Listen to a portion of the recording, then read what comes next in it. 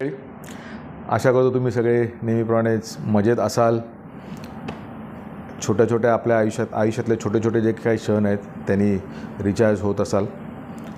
आजचा माझा जो छोटा रिचार्जचा जो बेसिकली किस्सा आहे तो माझ्यातलाच खोडकरपणातला एक नमुना मी तुम्हाला सांगणार आहे. ॲक्च्युली मी प्रत्येकामध्ये आपल्यामध्ये खोडकरपणा असतोच, काही ना काहीतरी आपण एक करत असतो. मला शब्दांच्या असं म्हणजे आपण काय म्हणतो ना ते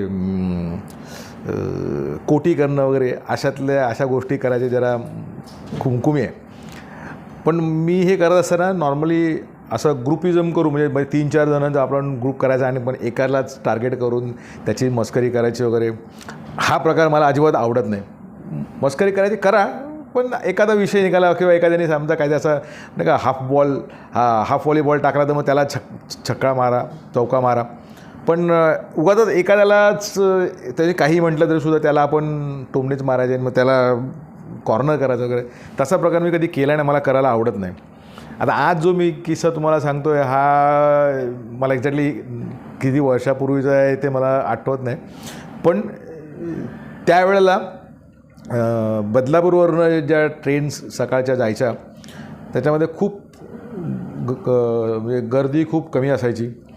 फर्स्ट क्लासमध्ये तर अक्षरशः आम्हाला चढल्यानंतर प्रत्येकाला एक खिडकी प्रत्येकाला खिडकी मिळायची. म्हणजे धावायत पकडायची जरूरतच नसायची. अगदी निवांत चढला तर सुद्धा प्रत्येकाला एक खिडकी मिळेल अशी एवढीशीच गर्दी असायची फर्स्ट क्लासमध्ये. निवांत प्रवास असायचा एकदम.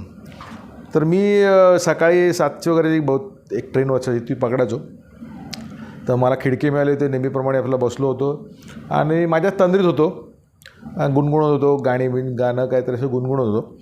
नंतर अंबरनाथला एक जण चढला. काय असं अंबरनाथला पण 2-4 जण तुटपुट चढायचे. तर तो एक जण येऊन मी असं वाऱ्याच्या दिशेच्या बाजून खिडकीत बसलो होतो. तर तो माझ्या बाजूला येऊन बसला. मला कोण आलं वगैरे काय माझं लक्ष नव्हतं असं, पण मी थोडासा माझ्याचाच धुंदीत होतो आणि गाणं गात होतो. एक गाणं आणि त्याला काय असं लेडीज फर्स्ट क्लासमध्ये तर कोणीच नसायचं आणि आमच्या जेंट्समध्ये पण जेंट्सच्या डब्यामध्ये पण काही जास्त पब्लिक नसले, पण 2-4 जण असायचे काय असायचे त्यामुळे आम्ही सगळे एकमेकांना ओळखायचो. मग माझं गाणं गाण्याचा जो हे आहे ते ग्रुप गाडीतल्या बाकीच्या डब्यातल्या लोकांना माहिती असायचं. मग कधी कधी कोणी फरमाईश पण द्यायचं, अरे उज्ज्वल जरा ते गाणं घे ना, हे गाणं घे ना वगैरे असं चालायचं. तर त्या दिवशी मी जे काय गाणं गात होतो एक गाणं गायलं, माझ्या धुनकीमध्ये गाणं गायलं. त्याच्यानंतर बहुतेक अजून 1-2 गाणी गायली आणि तो माझ्या बाजूला जो मुलगा येऊन बसला होता, ॲक्च्युली तो माझ्यापेक्षा थोडासा लहान होता, खूप जास्त लहान होता असेल ही गोष्ट, कारण मी पण त्यावेळेला बहुतेक 25-26 वगैरे 27 वगैरे असं असेल.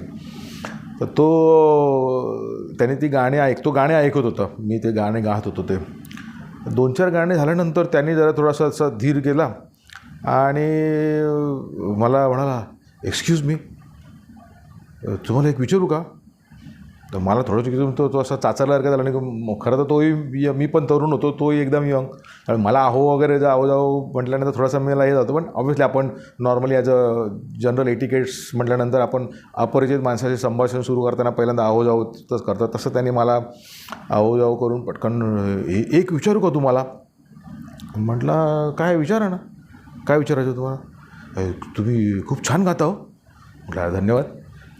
पण तुम्ही प्रोफेशनल सिंगर आहात का? तर मला त्यांनी तो प्रोफेशनल सिंगर आहात का वगैरे असं म्हटल्यानंतर ना पटकन एक डोक्यामध्ये किडा उडवला. खरं तर तो खूप स्वाभाविक आणि एकदम जेन्युइनली प्रश्न त्यांनी त्याला विचारला होता की प्रोफेशनल सिंगर आहात का वगैरे. तर मग मी त्याच्याकडे बघितलं आणि तो असं म्हटलं, अरे मित्रा, ॲक्च्युली तर प्रोफेशनल सिंगर वगैरे म्हणशील तर मी गेले काही वर्ष असं ट्रेनमधून प्रवास करत असतो, नेहमी गाणी गात असतो. म्हटलं मी असे गाडीमध्ये गाणी गात असतो, पण आजपर्यंत मला कोणी पैसे दिले नाहीत रे गाणी गायल्यानंतर. त्यामुळे अजून मी प्रोफेशनल वगैरे झालो आहे असं काय मला वाटत नाही. तो एवढा बिचारा, अहो नाही नाही नाही नाही हो असं काय बोलतो तुम्ही, अहो मी तुम्हाला म्हणजे असं तुम्ही खूप छान गाता म्हणून मी तुम्हाला विचारलं की तुम्ही प्रोफेशनल सिंगर आहात काय, मी ह्या दृष्टिकोनातनं काय बोललो नव्हतं. मी म्हणलं अरे का बेटा, अरे म्हणलं मित्रा असं काय अडवडू नको, मी आपलं असंच तू काय बोलला त्याच्यावरलं मी प्रोफेशनल सिंग या शब्दाचा मी तुला हे केलं. बिलकुल म्हटलं तू काय गाडीची नको करू.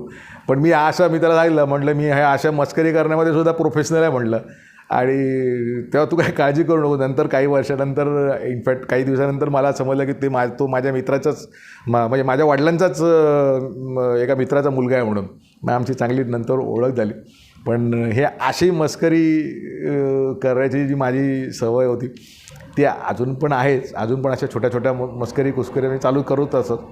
पण ऑब्व्हियसली कोणाला दुखवायचा त्याच्यामध्ये काय हेतू नसतो.